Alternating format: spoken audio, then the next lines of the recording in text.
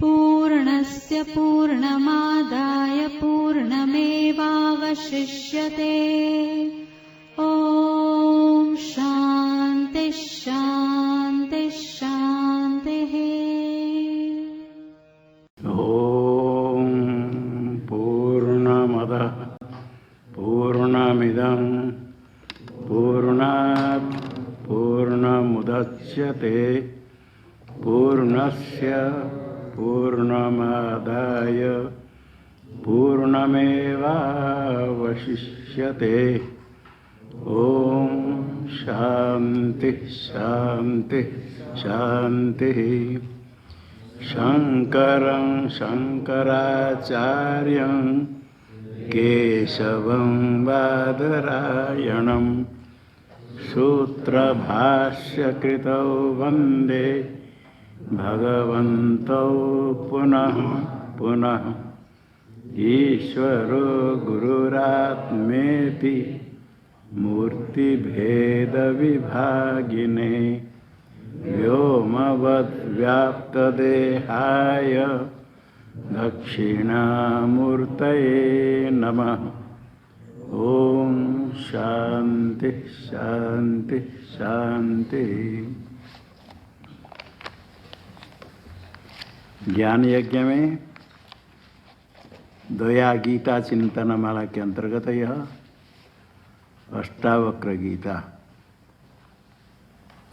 अष्टावक्र है आचार्य गुरु और जनक महाराज है शिष्य, सम्राट है जनक।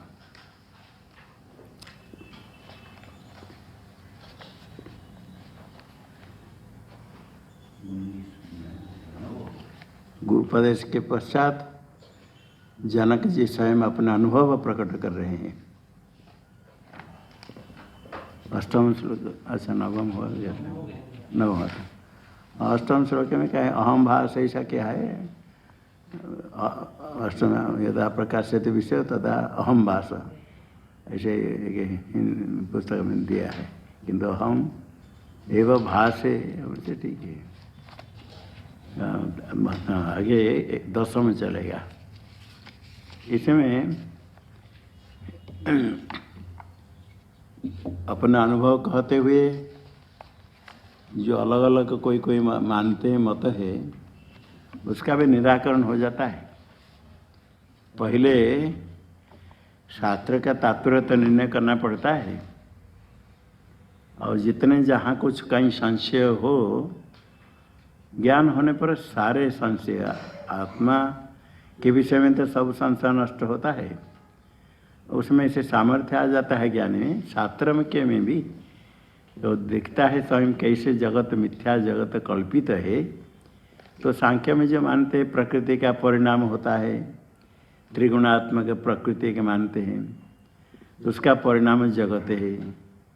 और प्रकृति को सत्य मानते हैं, इसलिए जगत ही उनके मत में सत्य है। जगत की उत्पत्ति प्रकृति प्रधान से, आगे लय भी प्रधान में मानते हैं। प्रकृति का परिणाम होता है, फिर लय होने पर प्रकृति प्रलय काल में विषम परिणाम होने से सृष्टि होती है। समात्मक परिणाम सत्व रज गुण तम, 3 गुण समात्मक समान हो गया तो प्रलय ये कहते हैं। इसी मत का भी निराकरण हो जाता है इस अनुभव के द्वारा। देखते हैं कि सारे विषय जो कल्पित है तो मेरे से ही उत्पन्न हुआ, मेरे में लीन होता है। कल्पित सर्प रज्जु में कहाँ से उत्पन्न होगा, उसका उपादान कारण क्या है? कुछ उपादान कारण नहीं। सांख्य मत परिणामवाद, प्रकृति का परिणाम। परिणाम तो अन्यत्र दुग्ध का जैसे परिणाम दधि हुआ, उसको सिखाने देखे समझने के लिए बताते हैं कि रज्जु में जो कल्पित सर्प है, वो सर्प वास्तव है ही नहीं, तो उसका किसका परिणाम होगा? उसका उपादान कारण कोई ऐसे पदार्थ नहीं है। यदि मानते हैं तो रज्जु का अज्ञान को उसका उपादान कारण मानते हैं। रज्जु के अज्ञान ऐसा नहीं प्रकृति जैसे सत्य। रज्जु के अज्ञान रज्जु ज्ञान से नष्ट हो जाता है। सांख्य मत में जो प्रकृति है पुरुष अब ज्ञान होने पर प्रकृति का नाश नहीं होता है, प्रकृति को सत्य मानते हैं, इसे प्रकृति को नित्य कहते हैं। परिणामी भी है और नित्य भी है, दो नित्य मानते हैं। एक है कूटस्थ नित्य पुरुष आत्मा, और प्रकृति परिणामी नित्य, परिणाम होने पर भी फिर प्रकृति रूप होते इसे कहते हैं। तो ये जब अनुभव होता है, दिखता है सारा विश्व मेरे में कल्पित, तो ज्ञान होने पर कुछ कहीं नहीं रहा, कहाँ प्रलय होगा, कहाँ लीन होगा, कुछ नहीं। यदि है तो सब मेरे से ही कल्पित, मेरे में स्थित, मेरे में लीन होते, मेरे से भिन्न कुछ ही नहीं। जैसे मिट्टी से बना गया घटा, जब तक घट है तो मिट्टी में है, जब घट टूट गया तो मिट्टी रूप हो गया। सुवर्ण से बने गए भूषण सोने से, जब तो भूषण है सोने में है, और तोड़ मोड़ कर दो तो सोना रूप ही है। इसी प्रकार से हमें बताते प्रकृति से नहीं, माया से कृत नहीं, मेरे से उत्पन्न होता है, कल्पित होने के कारण इसको कहते हैं विवर्तवाद। जगत ब्रह्म का विवर्त है, रज्जु का विवर्त है सर्प। अत तात्विक अन्यथा भाव नहीं होता, रज्जु का जैसे कोई रहने पर भी अन्यथा दिखता है, इसको कहते हैं अतात्विक अन्यथा भाव। परिणाम होता था तात्विक अन्यथा भाव। यस तात्विक अन्यथा भाव परिणाम उदरित, यस तात्विक अन्यथा भाव परिणाम उदरित, अतात्विक अन्यथा भाव विवर्त स उदरित। ये सारे श्लोक है, ऐसे ही जो पूर्वार्ध है उत्तरार्ध ऐसा है। कैसे बोलो? यस्तात्विकोन्यथा भाव परिणाम अतात्विको विवर्त स उदीरित। अतात्विक अन्यथा भाव हो गया वो विवर्त है। यस तात्विक अन्यथा भाव परिणाम उदीरित। तात्विक अन्यथा भाव दूध पट गया, चना हो गया, दही हो गया। और रज्जु में जो सर्प है अतात्विक अन्यथा भाव, वास्तव अन्यथा भाव होता ही नहीं। इसी प्रकार ब्रह्म से जो जगत दिखता है ब्रह्म का विवर्त है, तात्विक अन्यथा भाव नहीं। ब्रह्म अपने स्वरूप में स्थित बराबर है, अच्युत है, और उसमें कोई विक्रिया नहीं, कोई परिणाम नहीं, शांत है। अज्ञान भी उसमें कल्पित है, अज्ञान कोई वास्तव पदार्थ नहीं। जैसे सांख्य लोग प्रकृति को मानते, ऐसा नहीं है। यह अपने स्वयं अनुभव को अनुभव करने पर वही का प्रकट करते स्वयं जनक जी। मत्तो विनिर्गतं विश्वं मय्येव लयमेष्यति मृदि कुंभो जले वीचिः कनके कटकं यथा।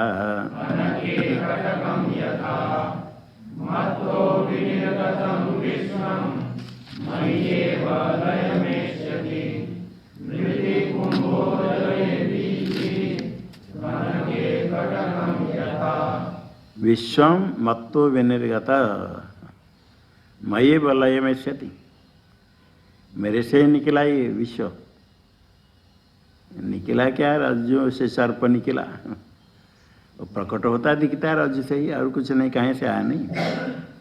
मतो विनिर्गतम विश्वम, अज्ञान से माया से, जो जिससे उत्पन्न होता है लय तो उसमें उत्पन्न होगा। मयि एव लयम एष्यति, मेरे में ही लय को प्राप्त करेगा। लयम एष्यति, लयम गमिष्यति, लय को प्राप्त करेगा मेरे में ही। मेरे से उत्पन्न हुआ तो मेरे में स्थित है, और जब तक स्थिति मेरे में है, और लय होगा तो मेरे में लय होगा। कैसे? इसे दृष्टांत से बता देते। मृदि कुंभो, मिट्टी में कुंभ रहता है, कुंभ लीन होता तो मिट्टी में, क्योंकि मिट्टी से बना गया है। मिट्टी से आरब्ध कुंभ, मिट्टी से बना गया घड़ा आदि, जब तक है मिट्टी में है, मिट्टी नहीं रहे तो घटा नहीं रहेगा, और नष्ट हो गया तो मिट्टी में लीन हो गया। इसी प्रकार जले बीच, जल का तरंग, तरंग होता बड़ा तरंग, बीच होता छोटा तरंग। ऐसे बीच का, बीच को तरंग शब्द से कहते थे। जल में जो तरंग है जल से उत्पन्न हुआ, जल में ही जल में लीन हो जाता है, वही देखते देखते जल रूप हो गया।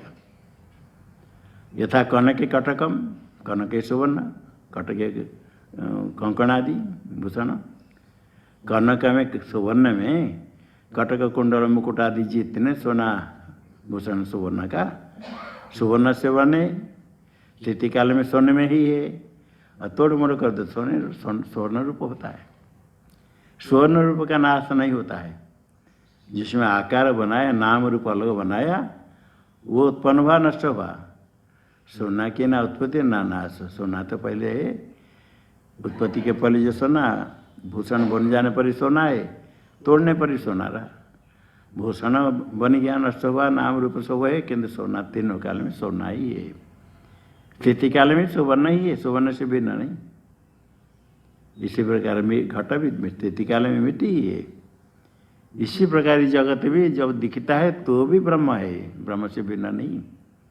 सदरूप ब्रह्म से भिन्न करेंगे तो कुछ है ही नहीं। सदरूप ब्रह्म से प्रकट हुआ, अन्यथा भाव अतात्विक। सदरूप ब्रह्म का तात्विक कुछ परिवर्तन नहीं हुआ, वो परिणाम नहीं है। शांत है ब्रह्म जैसे कुछ है। विवर्त उसमें रज्जु सर्प के अनुसार सर्प के मन समान दिखने लग गया। और जब लीन होगा तो वही तद्रूप अधिष्ठान। कल्पित वस्तु का जो नाश हो जाएगा तो अधिष्ठान ही रहता है। अधिष्ठान अवशेषो ही नाश कल्पित वस्तु न। कल्पित वस्तु का नाश तो अधिष्ठान ही रहता है और कुछ नहीं।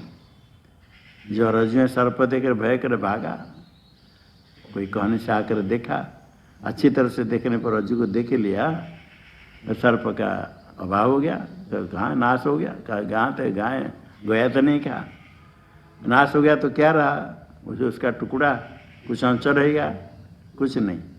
अधिष्ठान रज्जु ही है। पहले भी रज्जु थी। सर्प जब दिखता है उस समय रज्जु ही है। भ्रांति से सर्प दिखता है। श्लोक बोलो।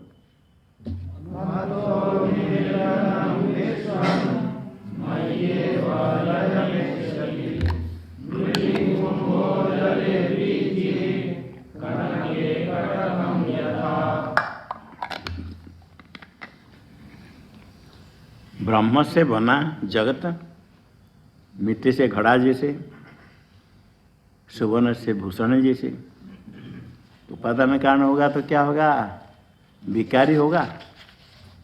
विकारी हुआ तो मिट्टी के समान ना, इसका भी नष्ट हो जाएगा, नाश हो जाएगा। कहते विकारी नहीं है, उसमें विकार नहीं होता है। सारे जगत ऐसे कितने ब्रह्मांड दिखता है, कुछ ही वो हो जाता है। कितने ब्रह्मांड का प्रलय हो गया, कितने सृष्टि होगी, कुछ ही होता है। नष्ट होने पर भी शुद्ध स्वरूप निर्विकार ब्रह्म का नाश नहीं है, क्योंकि परिणाम नहीं है। ये तो विवर्त है, वो तो समान रूप है, अधिष्ठान बराबर है। कल्पित वस्तु का नाश हो, कल्पित वस्तु कुछ हो जाए, अधिष्ठान के साथ कल्पित वस्तु का संबंध ही नहीं। कल्पित नष्ट हो गया तो कल्पित नहीं, कल्पित ही नहीं था, नष्ट हो गया तो अधिष्ठान ही रहा। अभी देखते ही जगत ज्ञान होने के बाद जगत नहीं रहता है। प्रलय कारण तो बिल्कुल नाश अभी भी बाधित तो हो गया। नहीं होने पर भी ब्रह्मा से लेकर सारे ब्रह्मांड सब समाप्त हो जाने पर भी मेरा नाश नहीं अनुभव करते कि मैं नित्य हूँ। ये एक अद्वितीय तत्व है जो शास्त्र में कहा गया, एक में अद्वितीयम। उसका अनुभव होता है तो देखो सारे ब्रह्मांड का अभाव कुछ नहीं तो भी अहम अस्मि परम ब्रह्म नित्यम शुद्धम अभिक्रियम। चिद्रूप है, उसका नाश कैसे होगा। चिद्रूप से नमे जन्म कुतो नाश। उत्पत्ति नहीं, नाश नहीं। ब्रह्मांड की उत्पत्ति स्थिति प्रलय कुछ हो जाए, आश्चर्य होकर कहते हैं। आश्चर्य होने के बाद जो आश्चर्य कहते हैं, फिर कृतज्ञता प्रकट करने के लिए यावज्जीवम त्रय वंद्या वेदांत गुरु ईश्वर। जब तक जीवन है तब तक ये तीन की वंदना स्तुति प्रणाम आदि करनी चाहिए। वेदांत शास्त्र जो शास्त्र से ज्ञान प्राप्त होता है, वो शास्त्र की पूजा सम्मान करना है, प्रमाण वेदांत। तो गुरु शास्त्र के उपदेश करने वाले, तत्व का उपदेश करने वाले गुरु, और ईश्वर। चार कृपा कही गई, आत्म कृपा, ईश्वर कृपा, गुरु कृपा, शास्त्र कृपा। आत्म कृपा है पहले अपना कितने जन्म के पुण्य है और अपने प्रयत्न करते हैं,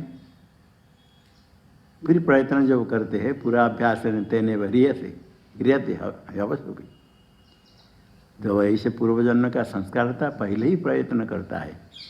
और यदि पहले नहीं करता, थोड़े कुछ सुन करके करता है, तो आत्मकृपा होने पर कोई भी हो थोड़े प्रयत्न करता है तो परमात्मा कृपा करते ही है, परम कृपालु है। ऐसे दिखता नहीं। लोग जो परमात्मा प्राप्ति के लिए, सन्मार्ग में चलने के लिए वास्तव जब परमात्मा की भक्ति करते हैं, परमात्मा की प्राप्ति का अनुभवित क्रमशः करते, किंतु इसके लिए नहीं करके जो प्रारब्ध कर्म से सिद्ध है उसके लिए प्रयत्न करते, भगवान का भजन करेंगे ये कार्य हमारा हो जाए, नहीं हुआ फिर भगवान का भजन छोड़ देते नाराज हो करके, कहते इतने में भजन किया मुझे नहीं मिला, क्या मिला मुझे अब तक। कुछ मिलने के लिए जब करते हैं, मिलने पर करने पर वो व्यर्थ नहीं होता है। इसी जन्म में प्रारब्ध है, नहीं तो नहीं मिलेगा, आगे मिलेगा अगले जन्म में, किंतु व्यर्थ तो नहीं होता है। तो यही तो सामान्य है। किंतु जो वास्तव प्राप्त करने का है, यदि कुछ इच्छा नहीं करे तो परमात्मा की कृपा की प्राप्ति होती है, भक्ति बढ़ती है। परमात्मा इसके लिए प्रयत्न करने पर प्रयत्न सफल होता है, प्रत्यक्ष भी उसका लाभ प्राप्त होता है। निष्काम कोई करता है, करने पर क्रमशः अंतःकरण शुद्ध होता है, उसको फिर इसमें प्रवृत्ति होती, अच्छा लगता है, आगे बढ़ता है। निष्काम नहीं अथवा ठीक श्रद्धापूर्वक नहीं करता है, थोड़े दिन समय करने के बाद फिर छोड़ देता है, वो कहता है कुछ नहीं छोड़ो। ऐसे कितने भक्त कोई कहते बड़ा में भक्ति करता था, उपासना करता था, जपता था, हनुमान चालीसा पढ़ता था, किंतु ऐसे हो गया। कोई कहता अपना कोई मर गया, कोई पुत्र मर गया, कोई किसका पिता माता मर गया, क्या कुछ हो गया, मैं छोड़ दिया सब। नहीं तो कितने कितने सब को कितने कितने मिलता है, मेरे से सब छोटे, अभी धन कमा के कितने बड़े बड़े हो गए धनी, मैं खाली मुझे कुछ नहीं मिलता है, मैं सब छोड़ दिया भगवान का भजन। भगवान का भजन छोड़ देने से कोई भगवान भूखे रहेंगे, पूजा नहीं करोगे तो मंदिर में नहीं जाओगे तो ये मूर्खता है। कारण क्या है, कुछ कामना से करते हैं, और कामना करने पर तो चाहते अपने भाग्य कर्म जैसे कर्म फल में भोगना पड़ेगा। अपने जो कर्म लेकर के आए, ऐसा बहुत लोग शंका करते हैं। तो हम इतने दान पुण्य करते, सत्संग करते, भजन करते, हमको तो इतने दुख भोगना पड़ता है। और कोई देखो दान पुण्य नहीं करता है, निषिद्ध कर्म करता है, खान पान में कुछ ना कुछ करता है, और गलत मार्ग में रुपया कमाते, कितने धनी कितने सुखी बैठा है। तो हम इसमें करके क्या लाभ हुआ, वो नहीं समझ पाते हैं। जो अभी गलत कर्म करता है, ये जानते समय पाप कर्म लेकर जाएगा, लेकर काया था पुण्य, उसका फल भोग रहा है, और जाते समय पाप लेकर के जाएगा। और जो अभी दुखी है, लेकर के आया था अधिक पाप, कुछ पुण्य लाया था, भोगता है सुख जब। और जो दुख होता है तो पाप के लेकर आया, पाप कर्म के फल को भोगना ही पड़ा, भोग लिया। किंतु यदि सत्कर्म करता है, भजन करता है, जप करता है, दान पुण्य करता है, सत्संग श्रवण करता है, वेदांत सुनता है, तो पुण्य इकट्ठी करता है, और जाते सब पुण्य लेकर के जाएगा। एक तो पुण्य बहुत लेकर के आया, भोग कर खत्म करके पाप बहुत लेकर गया, और एक पाप लेकर आया था, भोग लिया, और पुण्य बहुत करके गया। एक तो स्वर्ग में जाएगा, एक नरक में जाएगा। कौन अच्छा है, बुद्धिमान हुआ। इसलिए ये विचार नहीं करना चाहिए कि वो कुछ नहीं करके बड़े सुखी रहते हैं। वो सुखी रहते, कुछ पुण्य कर्म लेकर आए थे, उसी पुण्य कर्म का फल भोग करते हैं। ऐसा होता है, कोई चोरी करने वाले को कोई नहीं पकड़ पाया तो दूसरे किसको पकड़ते, इसने चोरी की, उसको पिटाई करते, उसके पाप कर्म फल भोगना पड़ता है, उसकी गलती नहीं होने पर भी। तो ये थोड़ा समझ करके भक्ति करते हैं तो परमात्मा कृपा करते हैं। परमात्मा ईश्वर आत्म कृपा के बाद ईश्वर कृपा होने पर ईश्वर फिर सद्गुरु की प्राप्ति कराते हैं। ईश्वर सद्गुरु की प्राप्ति, ईश्वर कृपा से गुरु प्राप्ति होती है। तद गुरु प्राप्त होने पर फिर गुरु कृपा करेंगे। तद विज्ञानार्थम स गुरुमेव विगच्छेत् तद विधि प्रणिपातेन परिप्रश्नेन सेवया। तो जो गुरु कृपा करते हैं, गुरु शास्त्र का उपदेश करते हैं, शास्त्र के माध्यम से तत्व का उपदेश करते हैं, तो वह गुरु शास्त्र की कृपा होती है। गुरु कृपा होने पर ही गुरु जब शास्त्र का उपदेश करते हैं, शास्त्र के माध्यम से तत्व का उपदेश करते हैं, गुरु वाक्य शास्त्र ये प्रमाण हुआ तो आपका अनुभव ऐसा हो जाएगा, उसमें और कोई परिवर्तन नहीं, दृढ़ निश्चय हो जाता है, साक्षात्कार हो जाता है, आनंद रूप से तीत होता है। तब शास्त्र कृपा, चार कृपा में आत्म कृपा, ईश्वर कृपा, गुरु कृपा, शास्त्र कृपा। शास्त्र कृपा होने से इसलिए जब तक जीवन है, ज्ञान हो जाने पर भी शास्त्र की भी वंदना पूजा करनी चाहिए और गुरु ईश्वर की वंदना करनी है। अभी यह जो साक्षात्कार हो जाता है, देखते हैं अभी मेरे से भिन्न कोई है ही नहीं, जितने सब भिन्न दिखते सब मेरे हैं।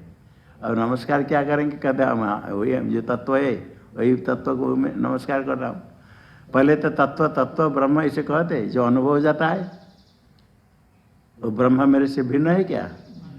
पहले जो मालूम नहीं होता मैं ब्रह्म हूँ, मैं अलग, ब्रह्म अलग, चिंतन करते समय वो तत्व है, नित्य है, आत्मा ऐसे कहते। जब साक्षात्कार हो गया हम मुझे ही नमस्कार, ब्रह्म को नमस्कार, ब्रह्मणे नमः कहते थे, अभी मह्यम नमः इधर कहते कैसे, अहो अहं नमो मह्यम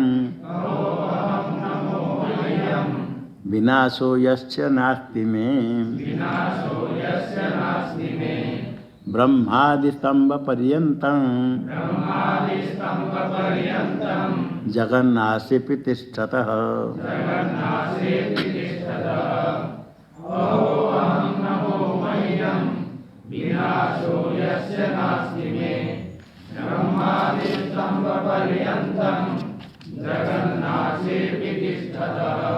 ये 4 श्लोक आगे भी 3 श्लोक आने वाले, प्रथम पाद बराबर है, अहो अहम नमो मह्यम। 4 श्लोक ऐसे, अहो अहम, अहो आश्चर्य है, अहो आश्चर्य करके, अहम आश्चर्य में हूँ, जो अहम है आश्चर्य क्या है, यश में विनाशो नास्ति, जो मेरा विनाश है ही नहीं, आश्चर्य है, यश में नास्ति विनाश। इसे नमो मह्यम, अहो हम मैं अविनाशी तत्व, नमो नमो कहते समय किसको नमस्कार कर, कुछ है ही नहीं, नमो मह्यम मुझे ही नमस्कार करते, नमो मह्यम, मह्यम मैं कौन हूँ, यस्य नास्ति में विनाश, जब जिसका मेरा विनाश यही नहीं, विनाश नहीं हो तो क्या हो गया, कहते सबका नाश हो जाने पर भी ब्रह्मांड स्तव पर्यंतम, पर्यंत अनुसार है,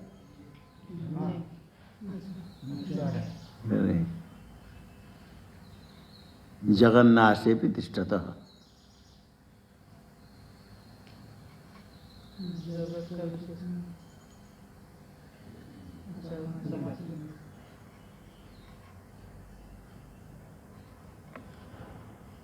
हाँ वो ऐसे अध्ययन करना पड़ेगा। ब्रह्मांड स्तव पर्यंत जगत है, जिसके नाश होने पर भी मैं रहता हूँ, यस्य नाशे भी तिष्ठतः तस्य नाशे भी तिष्ठतः। जी ब्रह्मांड स्तव पर्यंत सब मैं ही हूँ, जगत है, और ब्रह्मांड स्तव पर्यंत का नाश होने पर भी मैं रहता हूँ। संस्कृत टीका में ऐसे ही है।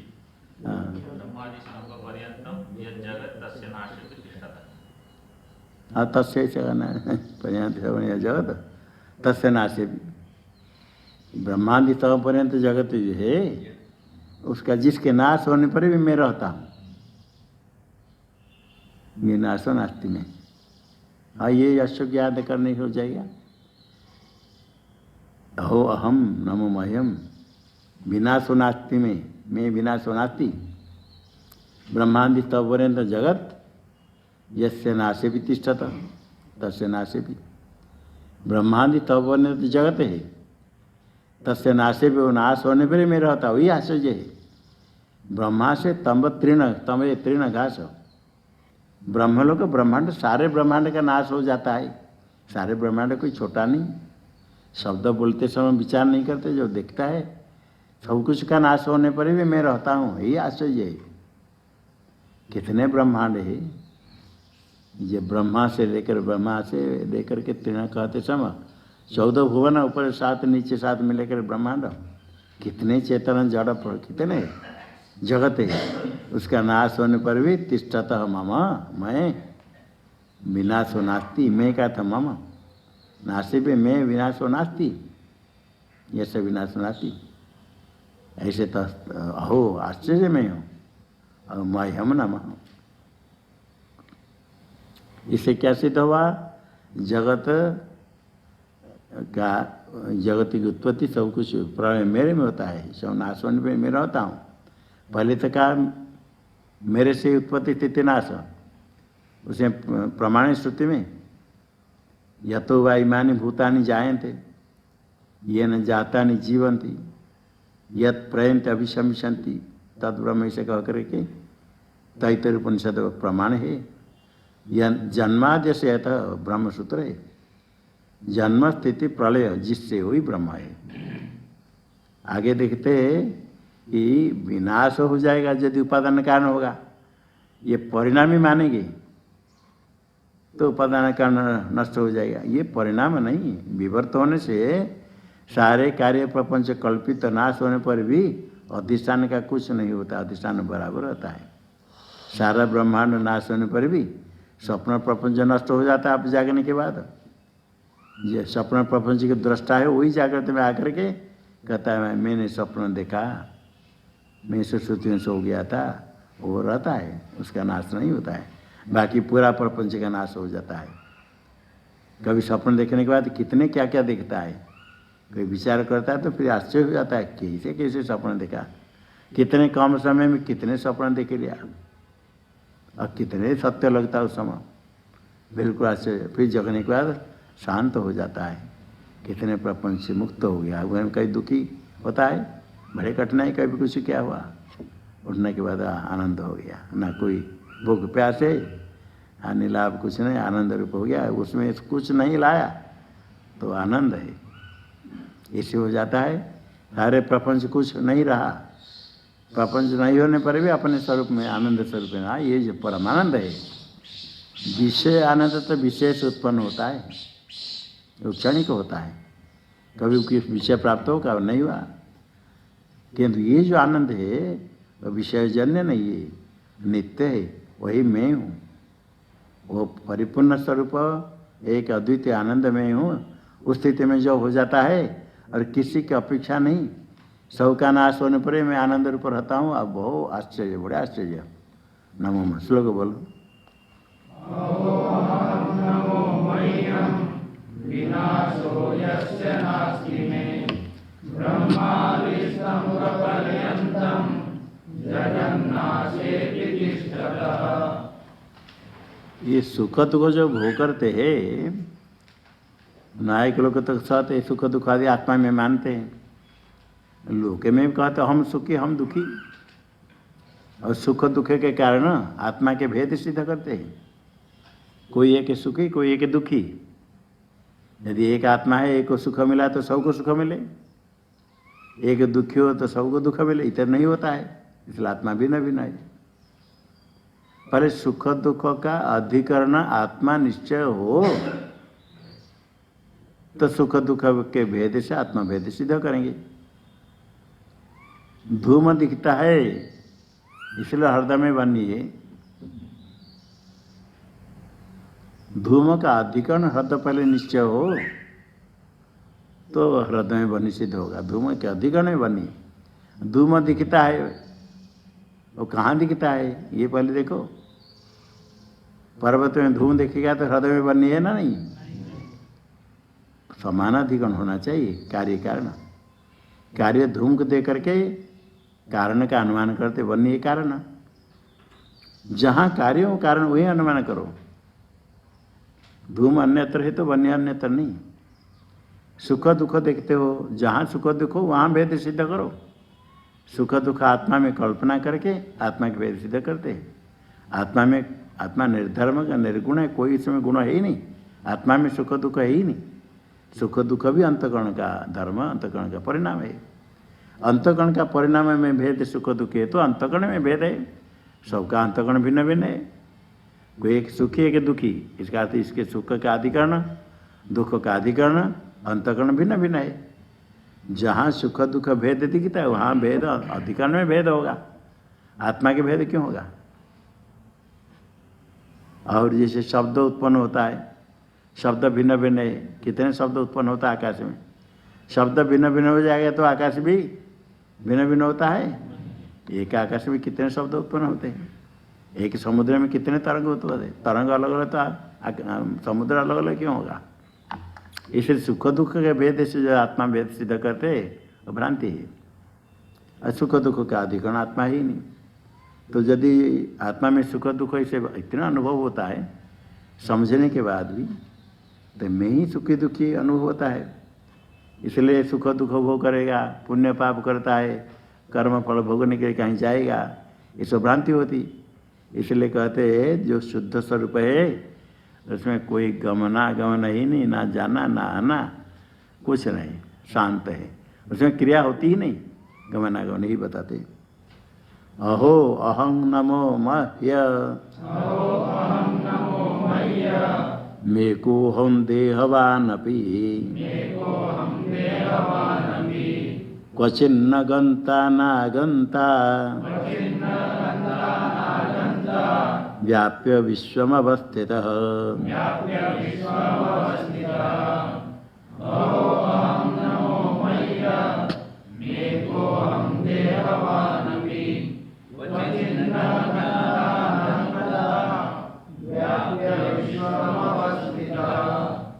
अहो करे आश्चर्य, अहम करे अहो धन्य में हूँ, अहो अहम आश्चर्य है, नमो मह्यम मैं हूँ आनंद रूप, मह्यम नमः मुझे ही नमस्कार।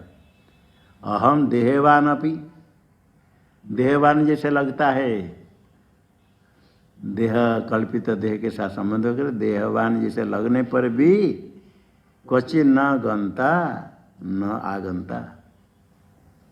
जैसे घट को लेकर जाते हैं तो घटाकाश नहीं जाता है, इसी प्रकार देहवान देह वाला जैसे लगता है, ये देह वाला मान करके सुखी दुखी अनुभव करता है। भ्रांति से अनुभव देहवान जैसे लगता है, बात तो होता नहीं। ऐसा होने पर भी कहीं गमनागमन नहीं करता हूँ, देह के अंदर हूँ बाहर हूँ सर्वदा। देह के अंदर है तो देह चलेगा तो मैं चलता हूँ, ऐसा नहीं। जब घड़ा को लेकर चलेंगे तो घट के अंदर आकाश नहीं जाता है, आकाश स्थान है, स्थिर सर्वव्यापक है। इसी प्रकार देहवान अपनी देह वाला है, देह वाला को लेकर के व्यवहार होता है। चैत्र मैत्र आदि एक अलग देह वाला देह दिखता है अज्ञान अवस्था में, और देह वाला आत्मा भी देह सर्वत्र है तो देह के अंदर भी है। ऐसा होने पर भी देह चलने पर भी घड़े के समान, घड़े चलने पर घड़े के गति होने पर भी घटक की गति हो सकती होती है, लेकर चलो आकाश नहीं जाता है। तो ये देहवान जैसे आत्मा होने पर भी बात तो है ही नहीं, तो ऐसा दिखता है प्रतीत होने पर भी देह के चलने पर जाने पर नष्ट होने पर उत्पन्न होने पर आत्मा का कुछ नहीं होता है। घट की उत्पत्ति घट का नाश हो गया, लेकर जाओ तोड़ो कुछ करो, आकाश का कुछ नहीं होता है। इसी प्रकार न क्वचित कहीं भी, न गंता नहीं कहीं जाने वाला जाता हूँ, न आगंता कहीं जाता हूँ कहीं आने वाला, ये तो नहीं। क्योंकि विश्वम व्याप्य अवस्थित, सारे ब्रह्मांड में व्याप्य होकर के मैं स्थित हूँ, व्यापक में हूँ। देह में परिचिन्न बुद्धि होने के कारण मैं परिचिन्न लगता है, जो ज्ञान हो जाता है तो अपरिचिन्न बुद्धि। उपासना करने वाले भी जब प्राण उपासना करता है, मैं समष्टि प्राण अद्वितीय प्राण रूप प्राण व्यापक है, व्यापक रूप से चिंतन करता है। तो व्यापक चिंतन जो करता है तो इसे दृढ़ निश्चय हो जाता है, हम ऐसे व्याप्य अवस्थित। इसको ही भगवान ने कहा, हम मैं व्याप्यमिदम सर्वम जगत अव्यक्त मैं व्याप्तम, अव्यक्त मूर्ति ना, मेरे व्याप्तम। एक अद्वितीय तत्व है, सर्वव्यापक है, उसमें गमनागमन कहाँ होगा, है ही नहीं। इसलिए गमनागमन नहीं, कहीं कर्म फल भोगने नहीं, कुछ नहीं, सब कल्पित मेरे में दिखता है ब्रह्मांड। ये आश्चर्य है कि इतने ब्रह्मांड दिखता है, कितने क्या होता है, तो भी मैं ना जाने वाला आने वाला हूँ। सृष्टि स्थिति प्रलय में मेरा कुछ बिगड़ता नहीं, और सुख दुख ब्रह्मांड होने पर भी जैसे मरु में जल जितने देखो मरु में गिली नहीं होती, और जितने वृष्टि आदि वर्षा हो जाने पर आकाश का कुछ आने नहीं, लाभ नहीं। इसी प्रकार मैं शांत हूँ, आनंद रूप हूँ। इस सारे जगत में गमनागमन दिखता है, देहादि दिखने पर भी मैं कहीं जाना आना नहीं, व्यापक हूँ। आओ आश्चर्य श्लोक बोलो। नमो मह्यं मेघोऽहं देहवानपि त्वचिन्नानन्दा व्याप्य विश्वमवस्थितः। अभी सारा जगत आप में है, वो सारा जगत यदि आप में है तो जगत आप में है, तो आप असंग कैसे हो? जगत के धर्म आप में है ही नहीं, ये कैसे कहते हो? जगत सारे जगत आप में है। अब दृष्टान देते तो मरु में जल जैसे, वो तो जल कल्पित है, यहाँ तो जगत ब्रह्मांड है। ब्रह्मांड है तो फिर आपके संबंध कैसे नहीं होगा? सुख दुख का संबंध कैसे नहीं होगा? जगत में प्रलय होगा तो आप कैसे शांत रहोगे? क्योंकि भ्रांति अज्ञान अवस्था में आत्मा का तो कुछ पता नहीं चलता, जगत ही दिखता है, और जगत सत्य ही दिखता है। सत्य जगत है तो उसका अधिष्ठान भी कोई होगा, और सत्य जगत इससे नष्ट होगा तो कुछ तो, अब उसका कारण में तो कुछ परिवर्तन होगा, कुछ होगा तो उसे असंग कैसे होगा? इतने वस्तु को धारण करे, एक पत्थर के पानी बाल्टी उठाएंगे तो परिश्रम करना पड़ता है। कुछ उठा कर लेते तो गंगा जी में के बाल्टी पानी लेकर आओ, कितने जोर देना पड़ता है। कुछ पकड़ते तो ये ब्रह्मांड को धारण करने वाले कुछ भी तो प्रयत्न करेंगे, ज़्यादा नहीं, थोड़ा प्रयत्न करें। भगवान जैसे ऐसे किस गोवर्धन को धारण कर लिया अंगुली अगर, तो भी थोड़ा तो कुछ किया। अब इस जगत को धारण करें तो कुछ करना होगा। ये कहते कैसे सब कुछ मेरे में है, सब कुछ करने पर भी करता हो जैसा लगता है, किंतु असंग वास्तव है, संग नहीं है। यही कहते अहो अहं नमो मह्यं दक्षो नास्ति मत्समः असंस्पृश्य शरीरेण येन विश्वचिरं धृतम्।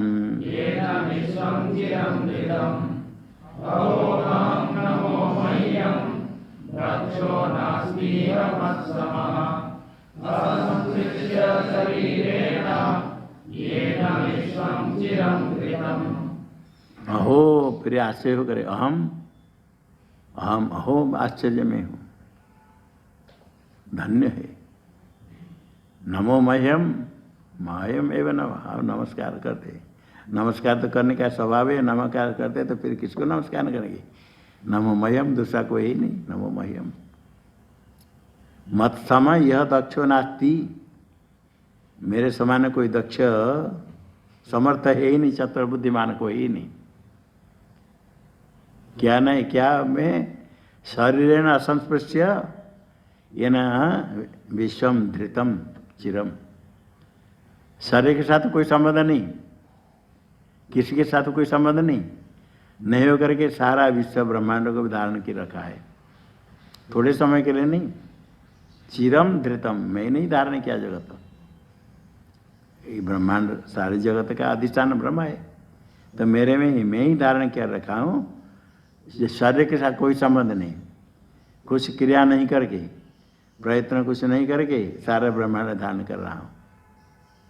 मरुभूमि में जल कल्पना करते बहुत जल, आपको आप जो जल कल्पना करते हैं मरुभूमि को क्या करना पड़ता है, कुछ प्रयत्न करना पड़ता है।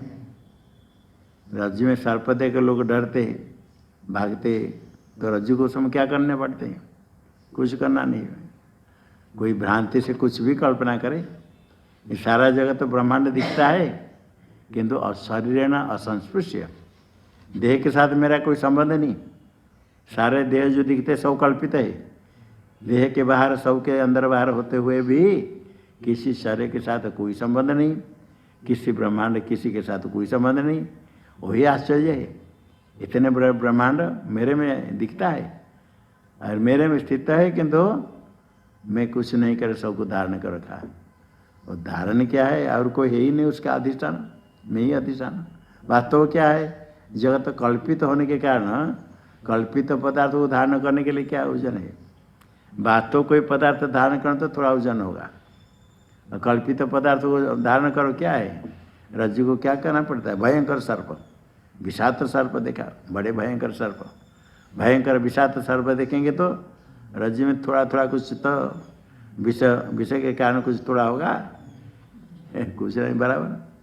जितने जल देखने पर भी मरुभूमि में थोड़ी सी गिली नहीं होती। ये सारा जगत उत्पत्ति हो, स्थित हो, प्रलय हो, विचित्र जगत कितने होने पर भी आश्चर्य की मेरे में कोई नहीं, सबको धारण कर रखा हूँ, मेरे में कुछ नहीं, कुछ क्रिया नहीं करके भी सब में धारण करता हूँ। सारे जगत की उत्पत्ति होती, मैं कुछ नहीं करता हूँ। बात तो जगत की उत्पत्ति, खेती, धारण, ये भी ऐसे बाधित अनुवृत्तियाँ ऐसे कहा जाता है। अज्ञानी को समझाने के लिए शब्द प्रयोग करें तो क्या कहेंगे, यही जगत को, नहीं तो जब वास्तव स्वरूप को देखेंगे विचार करेंगे कुछ शब्द ही प्रयोग नहीं होगा। जब शब्द प्रयोग करते ही जगत तो व्याधित अनुभूतियाँ दिखता है, तो हो ये सारा जगत तो मैं ही दान अनुभव हो गया, मैं ही अधिष्ठान हूँ, मेरे में स्थित है। तो कहते सारा ब्रह्मांड बाधित हो गया, ये इसको मैं धारण किया हूँ, ये कहते। यदि वास्तव स्वरूप सोचेंगे उसमें कुछ भी नहीं, यहाँ जगत नहीं, ना किसी को कहने का नहीं है, ना गुरु है ना शिष्य। किंतु जब प्रारब्ध कर्म है जगत दिखता है, और जगत बाधित होकर अनुभूत होने से उसी संस्कार से सब कहते हैं। युग वासिष्ठ में से आता है, रामचंद्र है शिष्य, वशिष्ठ जी गुरु। वशिष्ठ जी भगवान रामचंद्र को तत्वोपदेश करते, ज्ञानी की स्थिति कहता, ऐसे ज्ञानी है, ऐसे ज्ञानी है, कुछ व्यवहार नहीं, सर्वव्यापक, कुछ करता नहीं, कुछ खाता नहीं, कुछ नहीं करता, नहीं वह किंचित करो मैं तो कुछ नहीं करता है। राम जी कहते ये स्थिति ऐसे सब आप में क्यों नहीं दिखती, ये सब कहते ऐसा नहीं, कुछ नहीं करता, कुछ नहीं करता, किंतु कहाँ आप तो सब करते हो, दिखता है, ये क्यों नहीं दिखती है। आपके स्वरूप का दर्शन कहाँ कब होता है, कहाँ होता है। बस चुप हो गई। वहाँ उपदेश करते समय बड़े बड़े ऋषि महर्षि लोग आ गए थे, भगवान रामचंद्र को उपदेश करने वाले कहते सब आकर उपस्थित हो जाते हैं। कहीं वेदांत श्रवण होता है तो ऐसे प्रसिद्ध है, राम कथा होती है, हनुमान उपस्थित हो जाते हैं, देवता लोग भी उपस्थित होते हैं, प्रमाण है। तो देवता लोग भी उपस्थित होते, कहीं इसे सत्संग होता है, भजन होता है तो उपस्थित हो जाते हैं। ये कैलाश आश्रम में तो भगवान शिव जी वेदांत श्रवण करने के लिए उपस्थित हुए। वहाँ वेदांत श्रवण विचार होता था 140-50 साल 150 साल पहले। वो समय से चलता कि वो बीच में प्रसन्न होकर के आशुतोष भगवान सपने में दर्शन दिया धनराज गिरी महाराज जी को, क्या हरिद्वार में मैं हूँ, मेरे शिवलिंग कहीं, मुझे लाकर स्थापन कराओ। वो लंबा कथा है, बार बार स्वप्न होने पर इन्होंने तो पहले छोड़ दिया, चलो स्वप्न तो स्वप्न छोड़ो, क्या होगा, बार बार स्वप्न हुआ। उसी सपने में फिर उन्होंने कहा धनराज गिरी महाराज जी ने, हम विरत महात्मा, हम आपकी सेवा नहीं कर पाएंगे, हम ला कर कैसे रखेंगे। तो उन्होंने कहा तुम हमारी सेवा नहीं, हमको वेदांत श्रवण कराओ, बाकी सब व्यवस्था मैं करूँगा। तो उसमें थोड़ा आश्रम का थोड़ा सा कुछ आरंभ हुआ था, ऐसे ही कहीं गंगा जी से पत्थर उठाकर रख करके महात्मा लोग गंगा जल चढ़ा देते थे, बिल्वपत्र यही तो सुलभ होते। अभी भी ऋषिकेश में बिल्व वृक्ष बहुत है, उस समय और अधिक थे। बिल्वपत्र ला करके चढ़ा देते। और शिव जी को भी खुश है, अन्य कुछ नहीं चाहिए। गंगा जल लाकर डाल दो, बिल्वपत्र दे दो, बड़ा बस शिव जी तो बड़े प्रसन्न हो जाते हैं। और कभी एक बिल्व फल दे दिया तो और क्या कहना है इतना आशुतोष कुछ भी दे देंगे। तो ऐसे यहाँ वेदांत श्रवण करने के लिए शिव जी उपस्थित करके अभी वो परंपरा चलती है, जो हम पाठ चलाते हैं। ऐसे प्राचीन परंपरा मुख्य श्रोता है शिव जी, अन्य लोग भी उपस्थित हो, महात्मा लोग उपस्थित होते हैं, तो देवता लोग भी उपस्थित होते हैं। सारा ब्रह्मांड जो वशिष्ठ को उपदेश करते राम जी को उपदेश करते वशिष्ठ जी, अन्य सब लोग देखते कह रहे ये राम जी क्या क्या बोल रहे, अब क्यों नहीं बोलते, इसका उत्तर क्यों नहीं देते। वशिष्ठ जी चुप हो गए। राम जी कहते अब इसका उत्तर क्यों नहीं देते, इसका उत्तर देने के लिए आप मतलब आप समर्थ है, क्यों नहीं बोलते, उत्तर दीजिए, बताइए क्यों नहीं कहते, स्थिति आप में क्यों नहीं दिखती। सब लोग कहते राम जी क्या है यहाँ क्या दिमाग। वशिष्ठ जी को कहते कि दिखता क्यों नहीं, फिर क्यों नहीं बोलते, क्यों नहीं उत्तर देते कि क्या क्या बोलते आते। सब लोग को ये राम जी की क्या क्या बोलते, गुरु के प्रति ऐसा क्या बोलते हैं। वशिष्ठ जी बहुत देर के बाद फिर बताया, अरे राम जी तुम्हारे उपदेश प्रश्न का उत्तर देने के लिए मुझे मालूम नहीं था, इसे चुप हो गया, बोलना नहीं चाहता था। हाँ इसे भी राम जी बोले आप बताना नहीं चाहते, ये नहीं चाहता तो ये भी बात नहीं, और क्यों चुप हो गए। कहते तुम्हारे प्रश्न का उत्तर दे रहा था, वो स्थिति आप जो ज्ञान होने के बाद स्थिति उस स्थिति को देखना चाहते थे, वही देखा। अर्थात स्थिति क्या है, कुछ प्रश्न उत्तर कुछ है ही नहीं, शंका समाधान कुछ नहीं, कोई विकार नहीं, कुछ भी कोई बोले तो कोई चिंता नहीं, अपने स्वरूप में स्थित है, कुछ नहीं करते, देखते हुए तो नहीं देखते, सुनते हुए नहीं सुनते, कुछ नहीं कह करके बस अपने स्वरूप में स्थित है। जो स्वरूप में स्थित है तो कुछ नहीं हुआ, जो व्यवहार होता है तो व्याधित अनुवृत्तियाँ जगत दिखेगा, तभी शिष्य का उपदेश होगा। तो उसी अवस्था में ऐसे कहते ये सारा ब्रह्मांड को मैंने धारण कर रखा दीर्घ काल से। श्लोक बोलो। अहो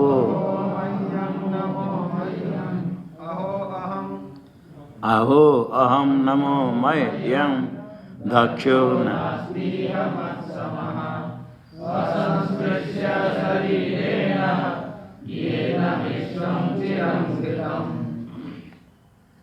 अभी कई इतने करते हैं तो वो तो कर्तृत्व तो आ जाएगा। धारण करते जगत को तो और कुछ नहीं, जगत को धारण करने वाले कर्तृत्व तो आ जाएगा। कुछ भी तो करते हैं, यदि कुछ भी नहीं करते हैं। अहो अहं नमो मह्यं यस्य मे नास्ति किंचन अथवा यस्य मे सर्वं यद्वांग मनस गोचरम्।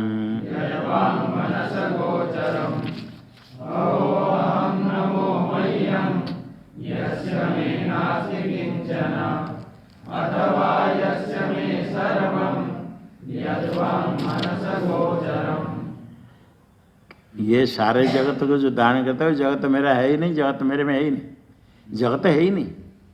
वही अहो आश्चर्य अहम नमो मह्यम यस्य मैं किंचन नास्ति, मेरा कुछ नहीं, मेरे में कुछ है ही नहीं, ये ब्रह्मांड कुछ है ही नहीं। यस्य में नास्ति किंचन, कुछ मेरा किसी के साथ कोई संबंध नहीं। जो दिखता है अज्ञानी दिखता है, मेरे साथ कोई संबंध नहीं।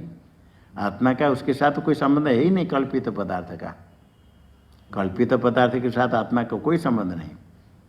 कल्पित पदार्थ ही नहीं तो संबंध क्या होगा, कोई संबंध नहीं, कुछ नहीं। और यदि कहेंगे मेरा करके, अथवा यस्य में सर्वम, ये सारे कुछ मेरा ही है। देहादि में अपने में जो मेरापन करते हैं ना, परिच्छिन्न में, या तो सारे ब्रह्मांड आपका है, नहीं तो आपका कुछ नहीं। एक व्यापक आत्मस्वरूप है। ये तो वेदांत तत्व ज्ञान से उपदेश करने के बाद ज्ञान होने पर अलग है। न्याय मत के अनुसार भी न्याय मत के अनुसार आपका आत्मा व्यापक हो, सबके शरीर बाहर अंदर सर्वत्र है, तो इस शरीर के साथ क्या विशेष संबंध है? सब शरीर में आप है। उस समय तो लगाने के लिए फिर कुछ कहते हैं हमारे अदृश्य से बना, अदृश्य भी आपका क्या है? सारे आत्मा व्यापक है। तो बड़ा कठिनाई से फिर उसका समाधान करते हैं, जे अदृश्य से बना, ये देह के अंदर मन अलग है, या क्या क्या करके कहते हैं। सबके अंदर बाहर आत्मा आत्मा है, आपके शरीर सबके आत्मा न्याय के लोग कहते हैं। आकाश जैसे सबके अंदर बाहर है, इसी प्रकार आप जो आत्मा है आप इसी शरीर में, सबके शरीर के अंदर बाहर है। यदि अन्य शरीर आपका नहीं तो ये शरीर आपका नहीं है, कुछ भी नहीं।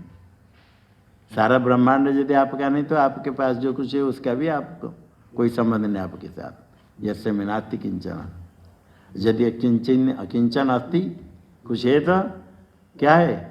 सारे ब्रह्मांड है। सारे ब्रह्मांड फिर क्या है? क्या पदार्थ है? सारे ब्रह्मांड क्या है? इधर कहते नहीं तो फिर क्या है? क्या है बोलते हैं वांग मनस गोचरम, वांग मनस गोचरम, वांग मनस गोचर दिया। अच्छा ठीक है, जो शब्द से हमें कहते मन से चिंतन करते जितने सारा ब्रह्मांड, वांग मनस गोचर, वाणी और मन का विषय। वांग मनस में तो अचतुर विचतुर से हो जाता है, वाणी मन का विषय एक पद है। वांग मनस गोचरम, वांग मनस वास्तव वाणी मन का विषय नहीं तो ये ब्रह्म है, क्योंकि जगत ब्रह्मांड को जो कहेंगे, ब्रह्मांड वाणी मन का विषय है। ब्रह्म अधिष्ठान वाणी मन का विषय नहीं, अविषय है, किंतु ब्रह्मांड वांग मन का गोचर विषय। जितने ब्रह्मांड है शब्द के द्वारा कहा जाएगा, मन के द्वारा, अर्थात मन के द्वारा जितने चिंतन करते हैं हम, सारे ब्रह्मांड कल्पित है। जो मानव के चिंतन क्या हो सकते, शब्द से कह सकते, सारे ब्रह्मांड कल्पित है। तार्किक लोग, न्याय के लोग कहते सारे पदार्थ प्रमेय है, प्रमा का विषय, और सारा पदार्थ का वाचक शब्द है।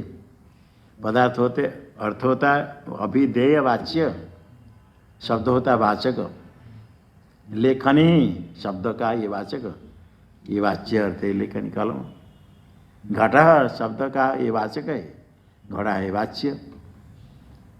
जो वाचक है उसको अभिधान कहते हैं, और अर्थों को अभिधेय कहते हैं, वाच्य। सारे पदार्थ वाच्य है, क्योंकि सबका कोई ना कोई वाचक शब्द है। सारे पदार्थ मन का विषय है, मन के द्वारा विचार किया जाता है। वाणी मन का विषय, सारा ब्रह्मांड कल्पित है, जितने वाणी मन का विषय है।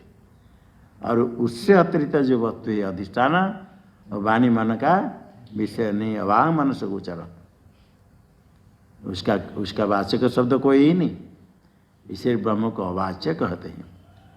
ब्रह्म है अवाच्य, किसी शब्द मन का विषय नहीं। और ब्रह्मांड जितने हैं सब वाच्य है, सारे वाच्य है, नाम रूप वाला है, वह अवाच्य नहीं अवाच्य है। फिर उसको कहते अनिर्वचनीय। ब्रह्म से भिन्न जितने सब अनिर्वचनीय। अधिष्ठान ब्रह्म क्या है? अवाच्यम। एक अवाच्य एक अनिर्वचन है, दोनों में भेद है। अवाच्य है, किसी शब्द से उसको नहीं कह सकते, अवाच्य है, कोई उसका वाचक शब्द ही नहीं। यह तो वाच्य निवर्तनते अप्राप्य मनसास, मनवाणी का विषय नहीं, अवाच्य है, उसका कोई वाचक शब्द नहीं, ब्रह्म अवाच्य है। ब्रह्म को कहने के लिए जितने शब्द है श्रुति में सब लक्षणा करके कहेंगे, दूर से रह करके, वाचक बन करके नहीं, किसी पद का सामर्थ्य नहीं ब्रह्म को कहने के लिए, इसे ब्रह्म अवाच्य हो गया। अब ब्रह्म से भिन्न जितने सारे जगत है ये सब मिथ्या है, कल्पित है, अनिर्वचनीय। ब्रह्म से भिन्न सब अनिर्वचनीय। अनिर्वचनीय का वही अर्थ है सत नहीं असत नहीं हुआ नहीं, ब्रह्म तो सदरूप है। आज सारे जगत जो कल्पित है, कल्पित पदार्थ रज्जु सर्प के समान, वास्तव ही नहीं, सत नहीं। तो असत बंध्या पुत्र सस विषाण खरगोश के सिंह जैसे नहीं, और उभय भी नहीं होगा। इनसे विलक्षण होने से उसका निर्वचन निरूपण नहीं हो पाता है, सदरूप से निर्वचन नहीं होता है। असत रूप से नहीं कर सकते बंध्या पुत्र के समान, और सत असत मिला हुआ नहीं होगा, इसको कहते अनिर्वचनीय। सारा जगत अनिर्वचनीय है। ब्रह्म अनिर्वचनीय या नहीं? ब्रह्म अनिर्वचनीय नहीं, ब्रह्म अवाच्य है। माया अनिर्वचनीय या नहीं? माया अवाच्य या नहीं? अवाच्य नहीं, वो तो वाच्य है। माया शब्द से कहते, वहाँ लक्षण करने नहीं पड़ती, सीधा माया, अविद्या, अव्यक्त, कितने शब्द कहते, तो उसका वाचक शब्द है। ब्रह्म के लिए जितने शब्द प्रयोग किया जाता है, क्योंकि वो लक्षणा से कहते, वास्तववाचक शब्द नहीं, तो कहते समय कुछ शब्द प्रयोग करना पड़ता है। तो इसीलिए ब्रह्म अवाच्य, वाणी मन का विषय होता है। जगत जितने सारे ब्रह्मांड है नहीं मेरे में कुछ, यदि तो सब कुछ मेरा ही है, मेरे और कौन है? जो वास्तव तत्व सारे पदार्थ मेरे में कल्पित, तो मेरा ही है सारा ब्रह्मांड। वास्तव विचार कर देखें तो कुछ ही मेरा नहीं, कुछ है ही नहीं। ऐसा विचार कर जब देखते तो अहो अहम नमो मह्यम, आश्चर्य होकर बोलते। बोले श्लोक। नमो मह्यम यस्य मे नास्ति किंचन अथवा यस्य मे सर्वं यद्वां मनसा गोचरम्। अभी कुछ देखते हैं तो उसका ज्ञान होता है। जिसको ब्रह्म ज्ञान होगा सब ब्रह्म स्वरूप है, तो ब्रह्म तो आपका ज्ञेय हो जाएगा, आप ज्ञाता हो जाएंगे, आपको ज्ञान है। और अभी जो कुछ देखते हैं आप बोलते हैं, कम से कम शिष्य को देखते हैं, कुछ व्यवहार करते समय कुछ देखते हैं तो ज्ञेय पदार्थ हुआ। जो कम देखते वो ज्ञेय कहते हैं, उसका ज्ञान हुआ। ज्ञान जिसमें है उसको कहते ज्ञाता। घट को हम देखते हैं, घट हो गया ज्ञेय, घट का ज्ञान हुआ तो ज्ञान का आश्रय होता है ज्ञाता। मैं ज्ञाता, ज्ञान हुआ, ज्ञेय हुआ। ज्ञाता, ज्ञान, ज्ञेय, तीन हो गया। जो ध्यान करते हैं, जिनका ध्यान करते वो ध्येय, ध्यान चिंतन हुआ, और ध्यान करने वाला हो गया ध्याता। ध्याता, ध्यान, ध्येय, दृष्टा, दृश्य, दृश्य और दर्शन, ज्ञाता, ज्ञान, ज्ञेय। ये तो तीन ही तो रहेगा, और कुछ नहीं रहने पर भी तो अद्वितीय कैसे होगा? वो जगत है ही नहीं कैसे? ज्ञेय पदार्थ तो जगत रहेगा।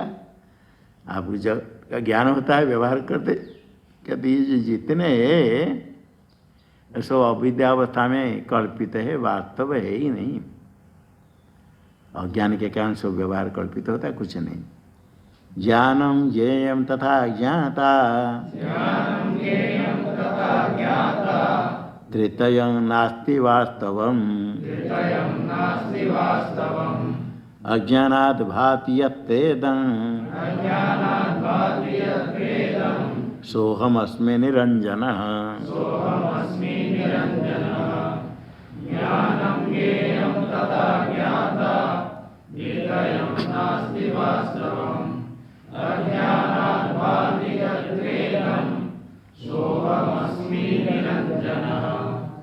ज्ञान, ज्ञेय तथा ज्ञाता, ये तीन है त्रितय। ध्याता, ध्यान, ध्येय तृतीय कहते। त्रितयम तीन का समुदाय। वास्तवम नास्ति, वास्तव है ही नहीं, दिखता है नहीं कैसे कहते? कहते दिखता है जरूर, रज्जु में सर्प तो दिखता है, मरुभूमि में जल दिखता है, आकाश में नील रूप दिखता है, दिखेगा? आकाश का क्या रूप है? जिनको मालूम हो गया आकाश का कोई रूप नहीं, अभी जाकर देखा आकाश कोई रूप दिखेगा? क्या दिखेगा? नीला दिखता है। स्फटिक शुक्ल वर्ण लाल नहीं है, किसी पुष्प के पास से लाल दिखता है, मालूम हो गया जब पुष्प के कारण लाल दिखता है, तब तो अभी स्फटिक अभी तो लाल नहीं दिखेगा? दिखता है मालूम होने पर भी। ये सब दिखता है किंतु वास्तव है ही नहीं, दिखने पर भी है ही नहीं। और तो क्यों दिखता है? यदि है नहीं कहते अज्ञान तो बात ही, अज्ञान के कारण दिखता है। और ज्ञान होने पर बाधित अनुभूति से होता है, वस्तु तो बाहर नहीं। जब दिखता है तो रज्जु में सर्प नहीं होने पर भी दिखता क्यों? अज्ञान से। किसके अज्ञान से? रज्जु के अज्ञान से। इसी प्रकार आत्मस्वरूप के अज्ञान से ये सारा जगत दिखता है। ज्ञाता ज्ञान अज्ञान जो दिखते हैं अज्ञानादभाति। जहाँ ये दिखता है वही निरंजन है, किसी के साथ कोई आसक्त नहीं, असंग है। वही असंग स्वरूप सो अहम अस्मि, वही मैं ही हूँ जो अधिष्ठान है। सारा ब्रह्मांड ज्ञेय पदार्थ है। ज्ञाता ज्ञान ज्ञाति जितने दिखते हैं, जहाँ दिखता है वही निरंजन में हूँ। उसमें कल्पित सब दिखता है, वास्तव कुछ है ही नहीं भिन्न। ओम तो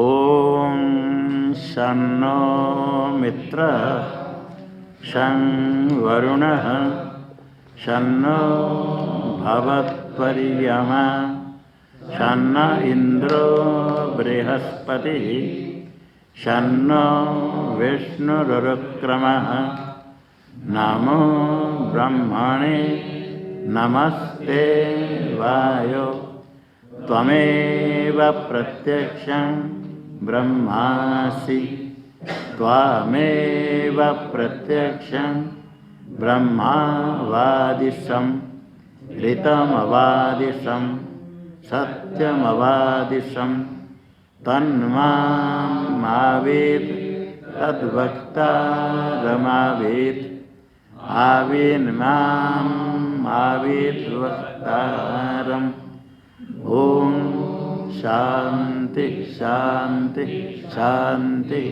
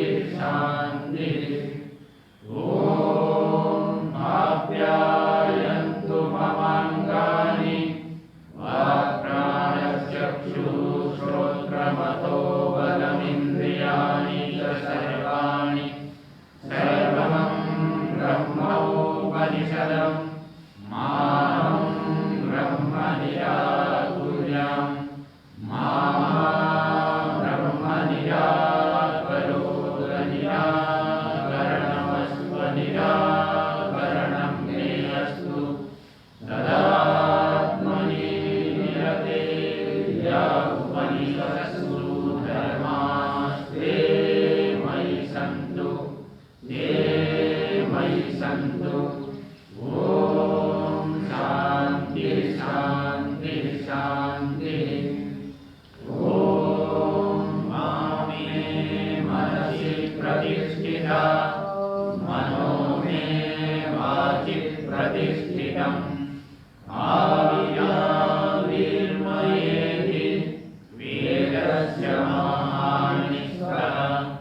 श्रुतं मे मा प्रभास्रि अनेनाधीतेनाहोरात्रान् सन्ददामितं वदिष्यामि सत्यं वदिष्यामि। तन्मामवतु तद्वक्तारमवतु। अवतु माम् अवतु वक्तारम् अवतु वक्तारम्। ॐ शान्ति शान्ति शान्तिः। ॐ भद्रं नो अभिवादयमनः। ॐ शान्ति शान्ति शान्तिः। ॐ भद्रं कर्णेभिः शृणुयाम देवाः। भद्रं पश्येमाक्षभिर्यजत्राः।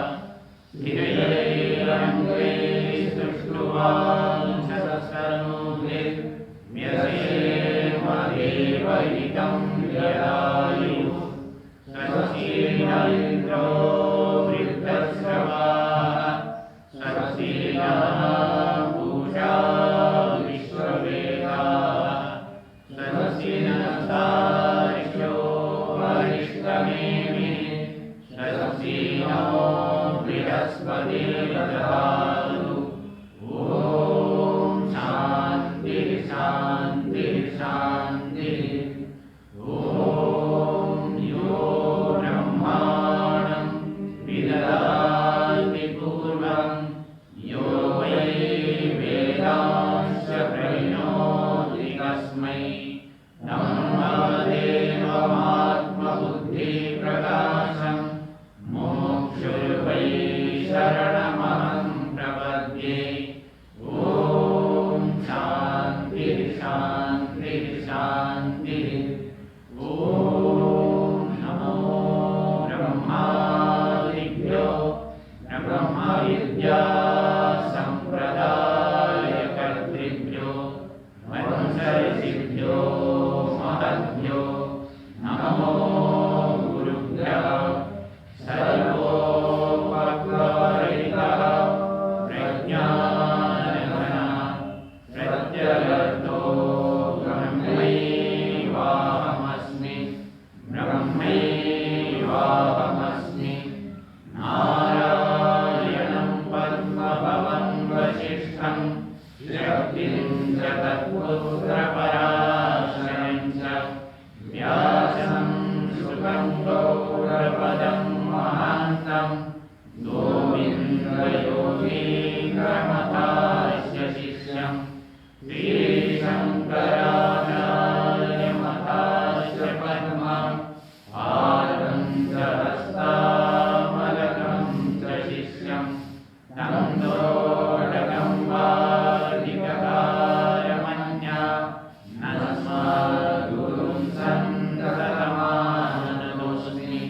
श्रुतिस्मृतिपुराणानामालयं करुणालयं नमामि भगवत्पादं शङ्करं लोकशङ्करं। शङ्करं शङ्कराचार्यं केशवं बादरायणं। सूत्रभाष्यकृतौ वन्दे भगवन्तौ पुनः पुनः। ईश्वरो गुरुरात्मेति मूर्तिभेदविभागिने व्योमवद्व्याप्तदेहाय दक्षिणामूर्तये नमः। ॐ शान्ति शान्ति शान्तिः। ये मे गुरुः पूर्वं पदवाक्य